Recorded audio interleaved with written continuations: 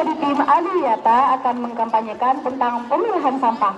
Sampah terdiri dari dua macam, yaitu sampah organik dan sampah anorganik. Sampah organik adalah sampah yang mudah diurai, contohnya dedaunan, kulit buah, serta sisa makanan. Sampah anorganik yaitu sampah yang tidak bisa diuraikan, contohnya kaleng-kaleng, plastik, botol-botol minuman, dan juga plastik sasetan. Marilah kita pandai-pandai dalam pemilahan sampah agar sampah di lingkungan kita bisa berkurang. Agar lingkungan di sekitar kita bisa menjadi aman, bersih, nyaman, dan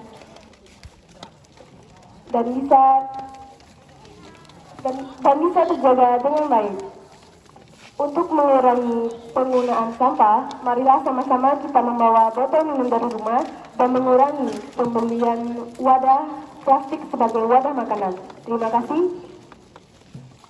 Assalamualaikum warahmatullahi wabarakatuh. Assalamualaikum warahmatullahi wabarakatuh.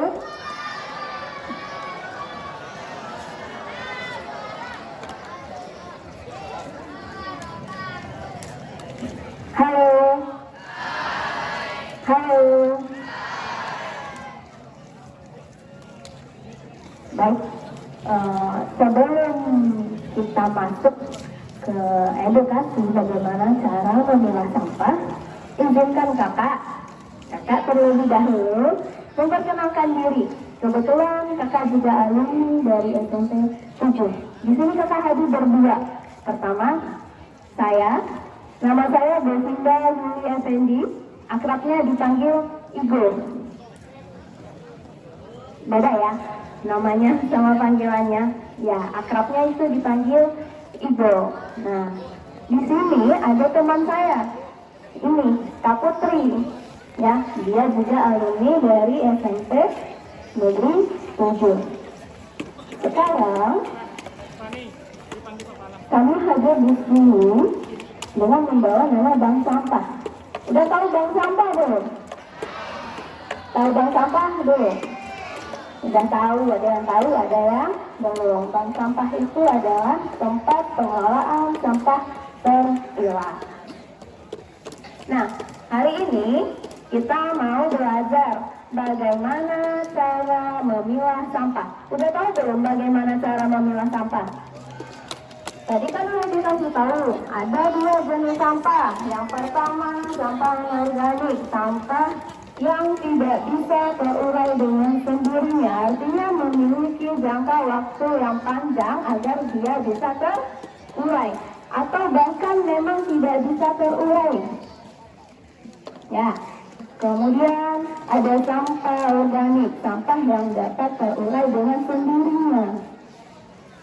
Ada lagi, nih, harus tahu, ada dua jenis sampah lagi, yaitu sampah B3. Udah tahu belum sampah B3 itu apa?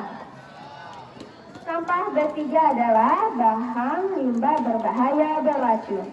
Tahu nggak contohnya? Yang sampah B3 itu kayak gimana?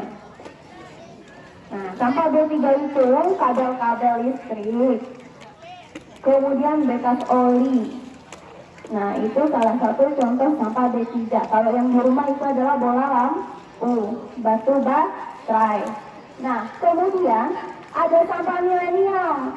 Jadi nggak anak-anak aja yang milenial, sampah juga ada milenial. Apa sampah milenial? Sampah milenial itu adalah sampah elektronik. Sampah elektronik itu apa? HP kah? Laptop kah?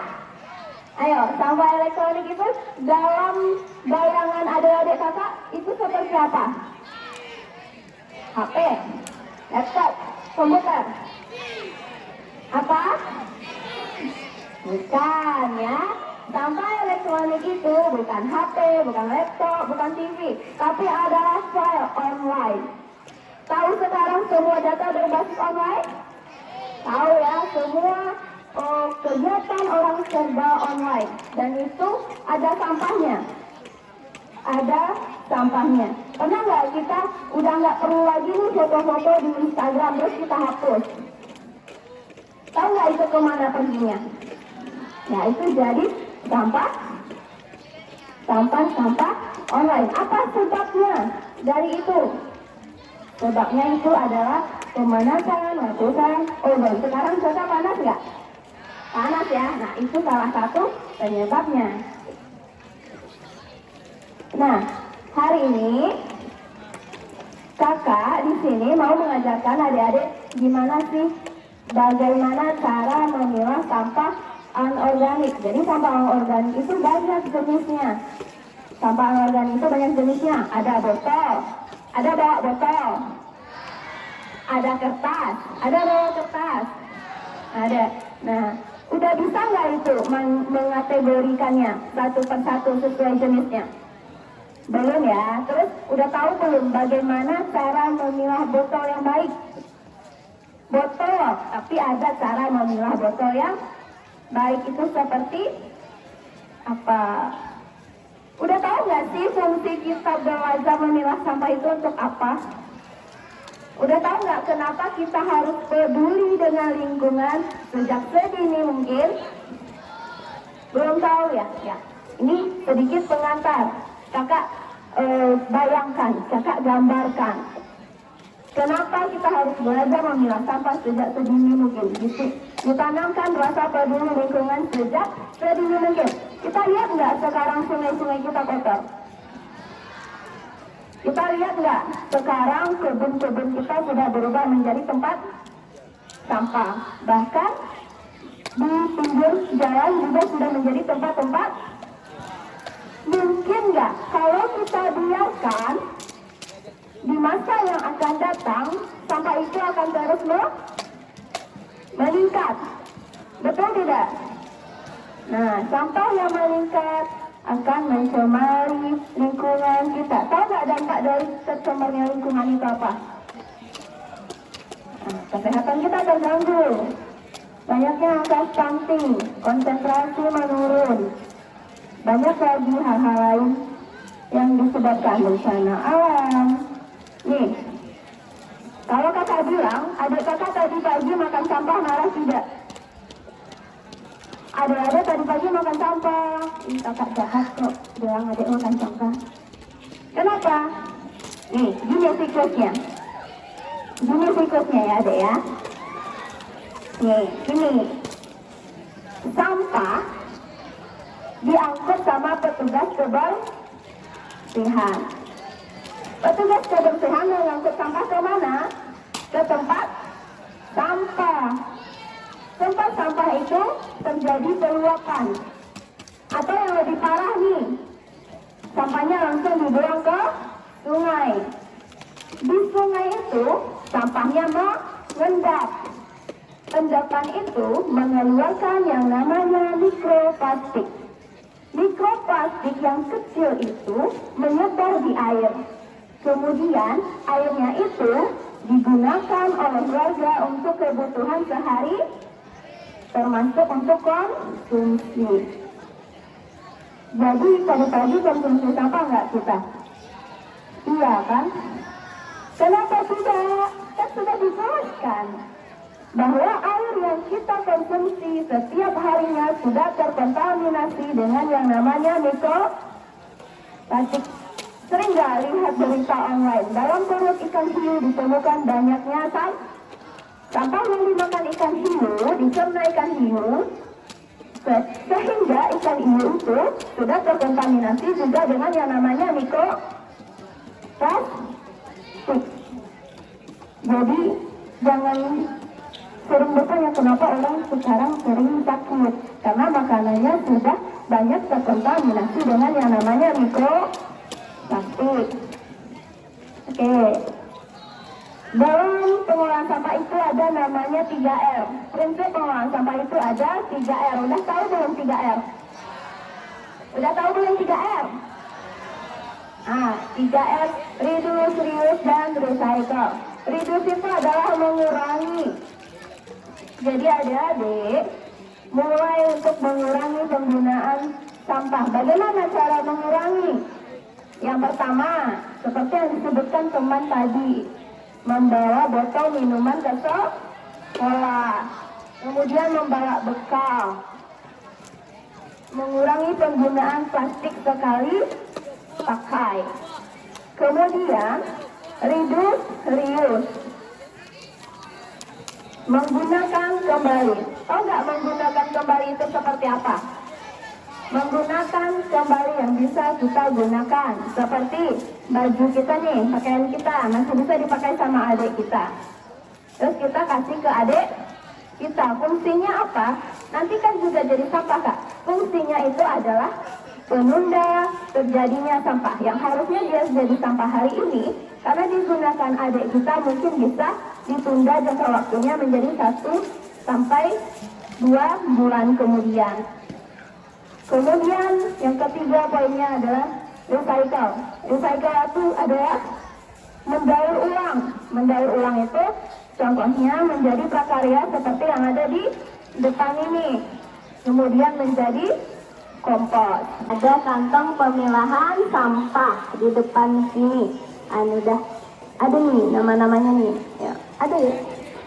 Nah, ada sampah organik, ada sampah botol, ada sampah B3, ada sampah kertas, ada multilayer, ada gelas. Ini sampah yang ada di sekolah kita. Nih, gimana nih Kak cara memilahnya?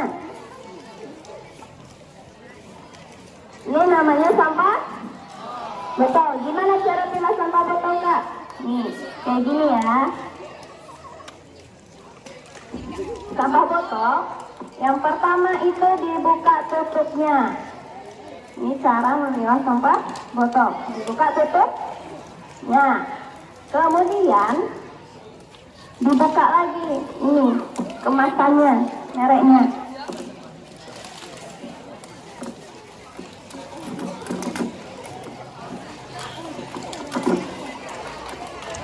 Nih, di tangan saya sekarang yang tadinya cuma 1 jenis sampah botol sekarang menjadi 3 jenis sampah plastik. Nih kita lihat, ini namanya sampah botol. Kemana kita buang sampah botolnya? Masukkan ke botol.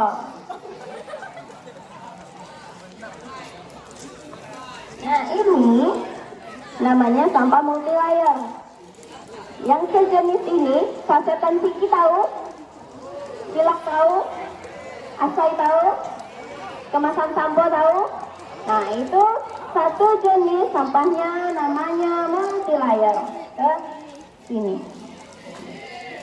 Nah tutup botol mana? Ini 1 jenis lagi tutup botol. Tapi karena kita lebih gampang dan biar nggak susah, kita masukkan lagi ke botol ya. Udah ngerti? Udah tahu caranya? Ada 1 lagi jenis sampahnya. Sampah yang gelas. Boleh maju ke depan yang bawa aqua gelas. Gelas mineral.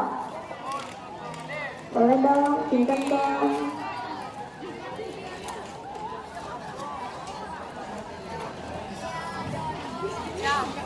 Nih, 1 lagi. Nah, ini udah bersih nih. Nah, jadi di bank sampah, di sekolah kita kan nanti ada bank sampah nih. Ya, jadi di bank sampah itu ada 2 jenis sampah lagi. Sampah bersih dan sampah kotor. Sampah bersih tadi, sampah yang sudah dipilah. Seperti yang kakak pilah tadi, udah dilepas merenya, udah dilepas botolnya. Udah dipisah jadi satu per satu. Kemudian sampah kotor itu seperti apa? Sampah yang masih utuh. Udah ngerti belum? Paham nggak? Gimana tadi sampah kotor? Tolong dong, 1 maju ke depan sampah kotor itu tadi kayak gimana? 1 maju. Assalamualaikum warahmatullahi wabarakatuh.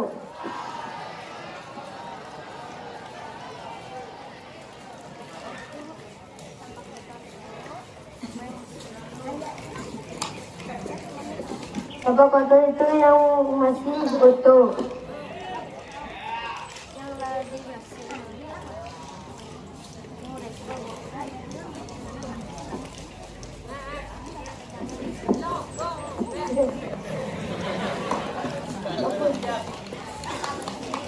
Sampah bersih yang udah dibersihkan.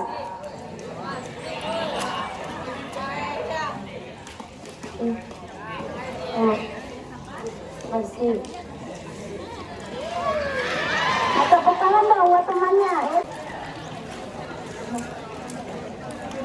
Perkenalkan, nama saya Arya Putra Indra, kelas 76. Ini adalah sampah gelas. Sampah gelasnya. Yang mana jenis sampah gelasnya? Ayo. Ya. Nah, sampai sini udah tahu belum? Sampah apa tadi yang dibawanya? Sampah jenis gelas. Kemana perginya sampah jenis gelas? Ke tempat penumpukan yang jenisnya gelas. Bah, terima kasih. Satu lagi. Saya Zafira Sanaditya, kelas 75. Berani ya, kelas 7 ya?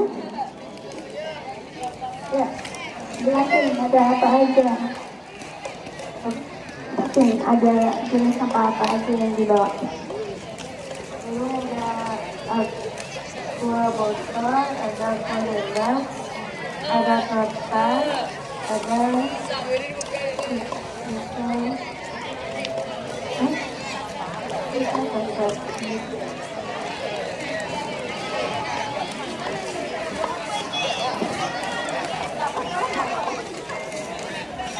Iya, betul tidak? Terus apa lagi tuh? Liatin ke temennya. Apa lagi jenisnya itu?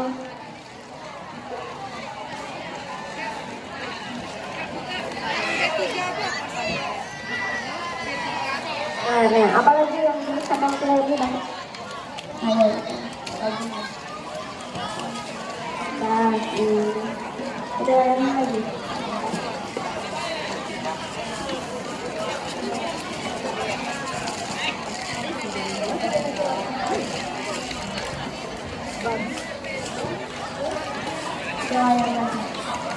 Anak saya ini bisa dari kelas 91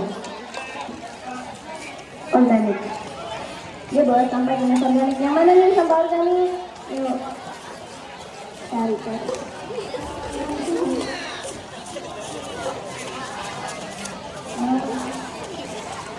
Nah,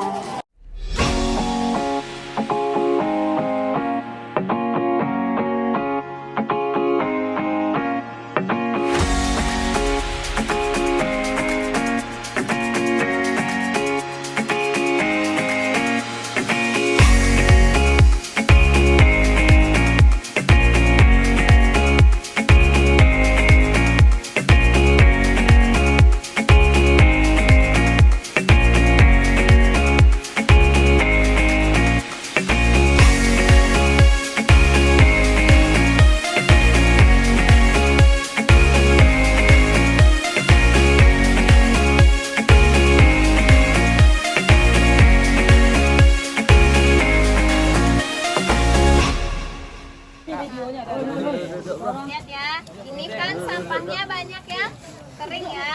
Nih, banyak yang kering sampahnya nih, nggak basah semua. Nah, ininya nggak usah terlalu banyak, sedikit aja. Kecuali banyak sampahnya yang basah, sayurannya yang basah, ininya banyak ya.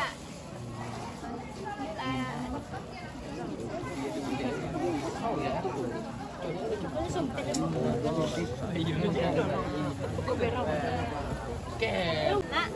sama serbu gergaji. Nah, ini apa namanya tadi? Ini lihat kondisi sampah ya. Ini kan banyak yang kering. Kalau banyak yang kering, ininya harus banyak. Jadi dia harus agak basah, tapi enggak basah sekali. Nah, sedang.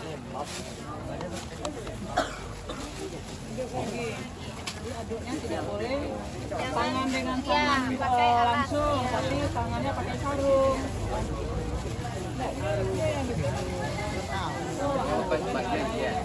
Ya. Air ini nggak boleh air dari ledeng langsung. Kalau air ledeng 2 hari dulu didiamkan. Air mineral bisa bisa. Nah. Nah, nanti dia udah agak basah, lalu kita masukkannya.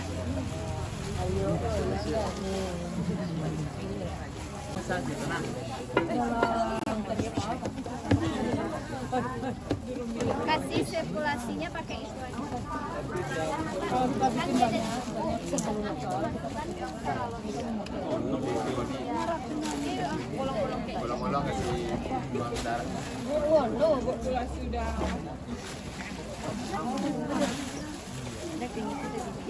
Berapa tadi? Berapa kilo? 3 kilo 4 kilo? Iya, 3 kilo 4 kilo sama Pak. 3 kilo atau 4 kilo. Iya, ada yang dari drone bisa 20 kilo. Iya.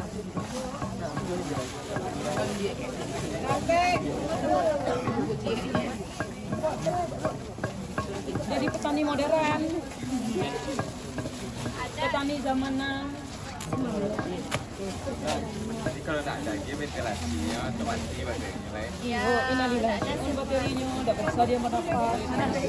Ini komposter pun kayak gitu, kalau komposternya salah nggak ada rumah erasinya. Ditaruh Taruhnya tempat penyimpanannya di ruangan kah atau di luar ruangan? di luar ruangan, tidak kena hujan tapi kena panas. Panas pagi itu atau panas sore. Di mana kalau salahnya? Itu tahun lapangan coba. Kena lapang karena anak. Karena hujan. Hujan hari kita tetap dapat. Nah, Tampaknya kan aman hujan loh. taruh setelah 3 hari dibuka, dilihat ada nggak nanti jamur-jamurnya. Tahu kan jamur-jamur kayak mana, kayak jamur tempe? Tahu. Ya, tutup lagi. Setelah itu tunggu 1 minggu. Pas 3 hari itu udah bisa. Tapi 10 hari itu seminggu baru dibuka ada jamurnya. Dan Tunggu 3 seminggu hari lagi. boleh dicek lagi 1 kali 2 hari sampai proses pembukanya sempurna. Tadi ada ulat kan?